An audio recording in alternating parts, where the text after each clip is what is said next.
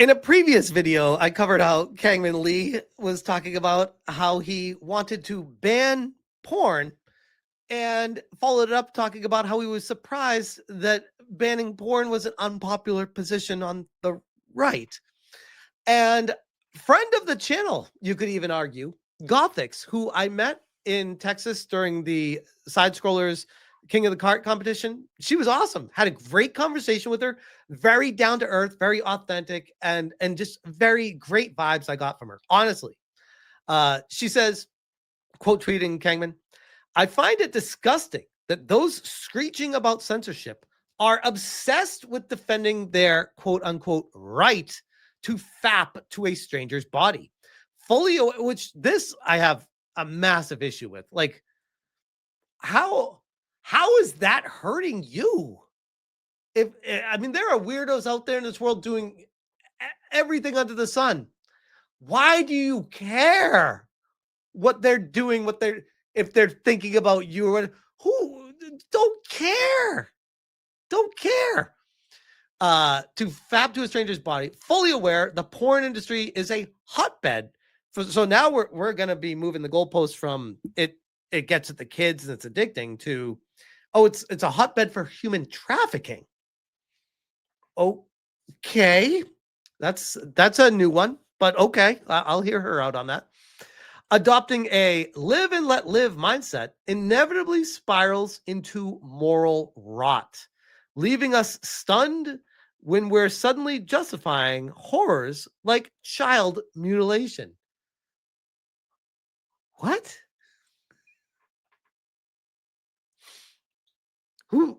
Who's doing that? Wait, what? Who's justifying?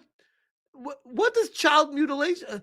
So you're saying the porn industry has led to people being accepting of trans kids?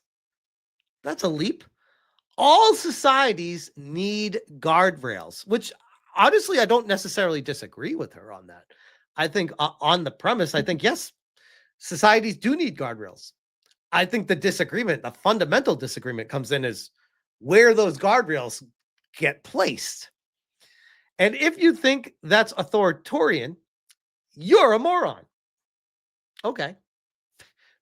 Fair enough.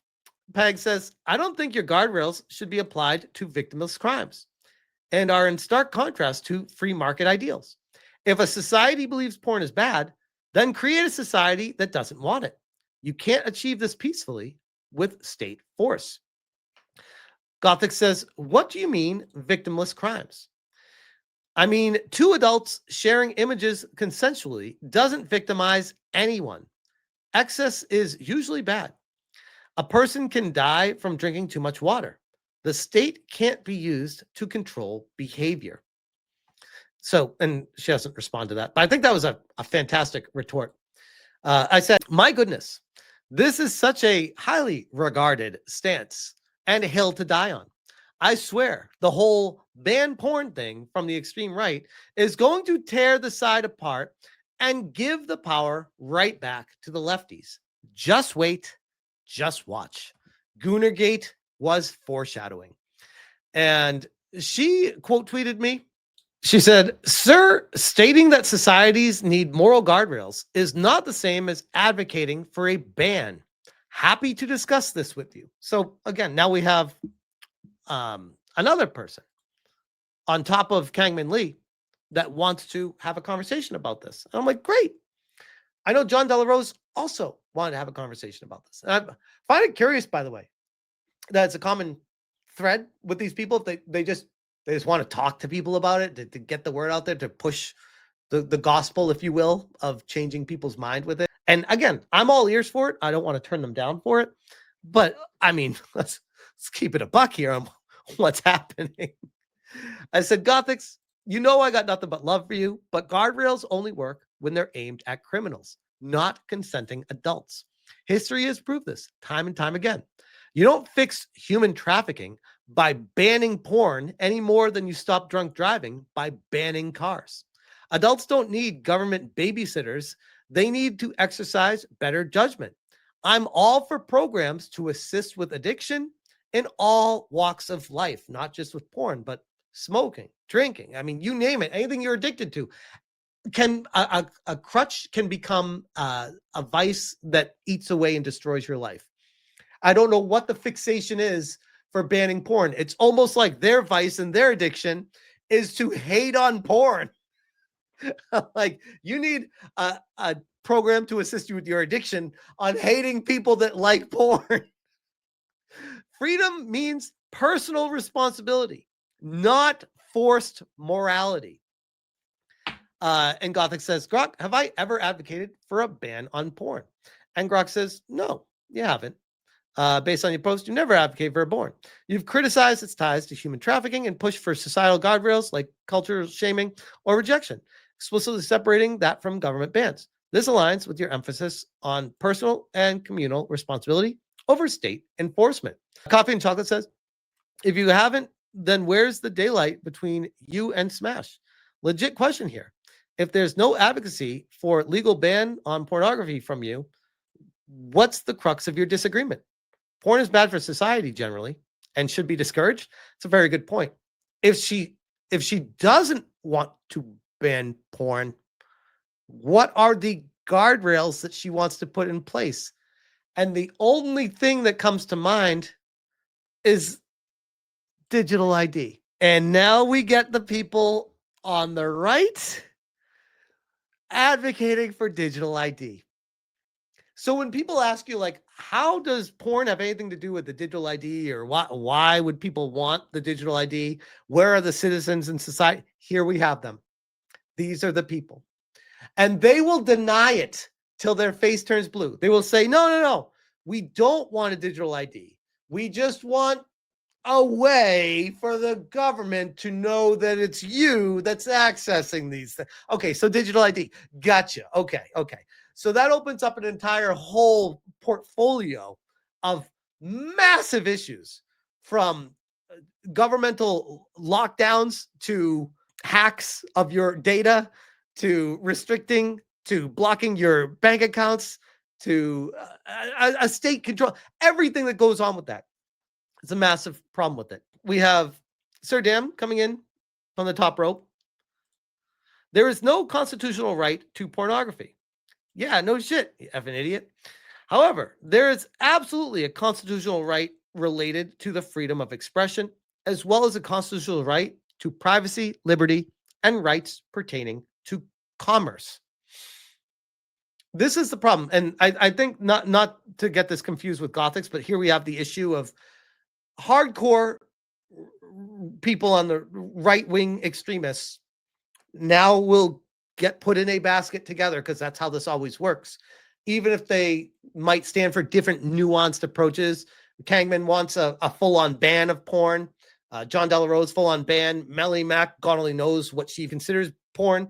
Apparently someone in a video game shaking their ass that has clothes on is porn, and she wants that banned.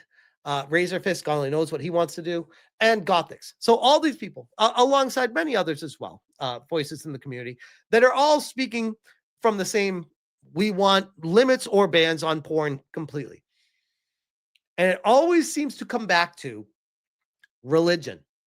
And I need to remind these people of this thing we have in America. I know the foundation, the puritanical foundations of America are built on religion. I understand that. But in the great country of the United States of America, we have this thing called the separation of church and state. And you're more than welcome to practice your religion. And I promote that for anyone that wants to praise whatever God they believe in. Have at it. That's all you. I'm all for the freedoms that gets you to sleep at night. I think that's amazing. But don't be instituting policy changes on other people's beliefs or religions. I think is a very important line to draw. And they know this.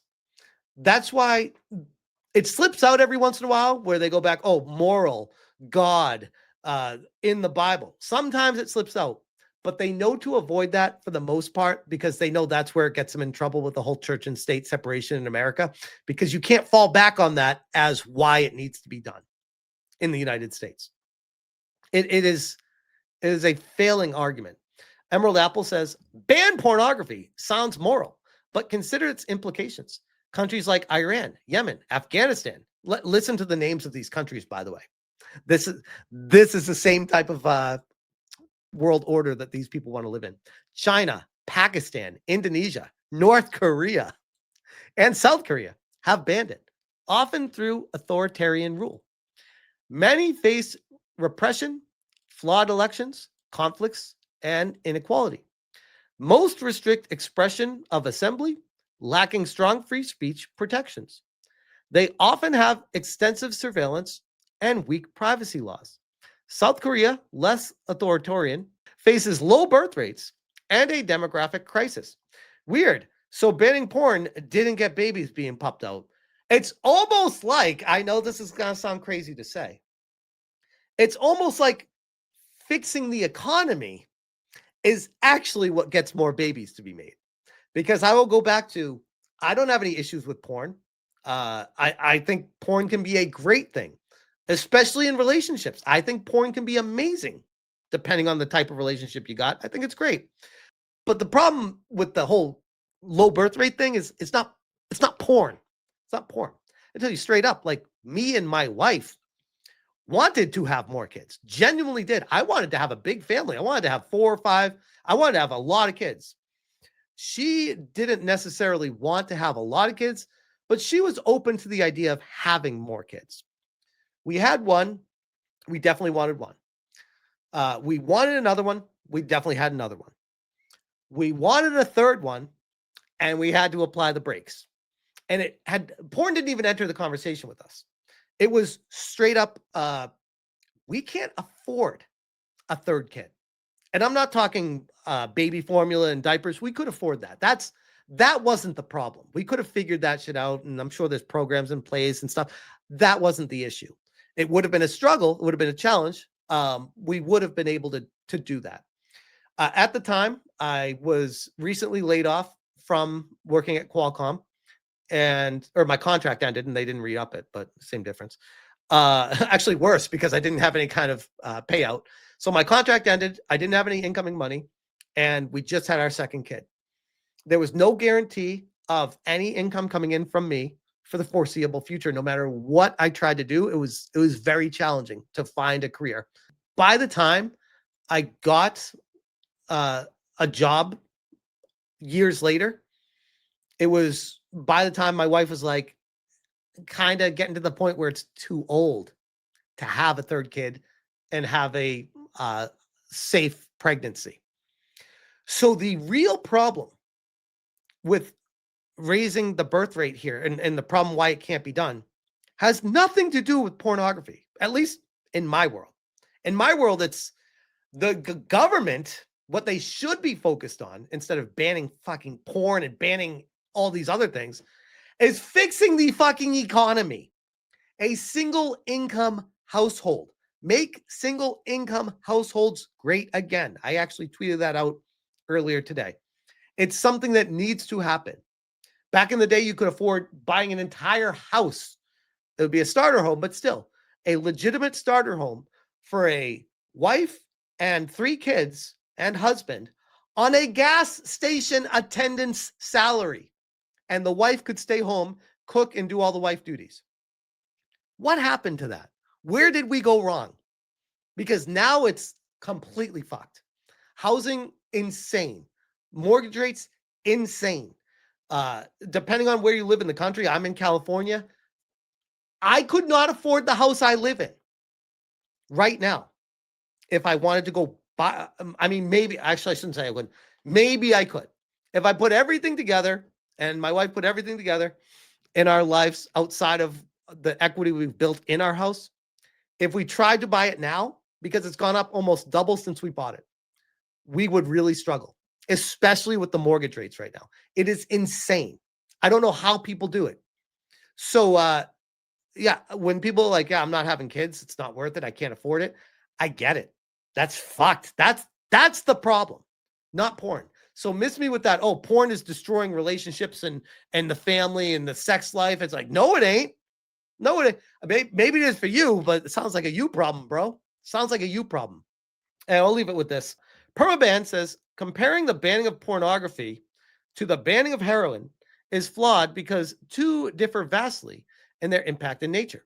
Heroin is highly addictive, physically harmful drug with clear links to overdoses, crime, murder, everything else, severe health issues, organ failure, corroding bones, justifying strict bans due to its direct threat to life and public safety. Pornography, while controversial and potentially addictive for some, primarily involves consensual content, lacks a comparable physical harm, and raises complex free speech and personal autonomy issues. Equating them ignores these differences, oversimplifies the nuanced social, legal, and health considerations each demands.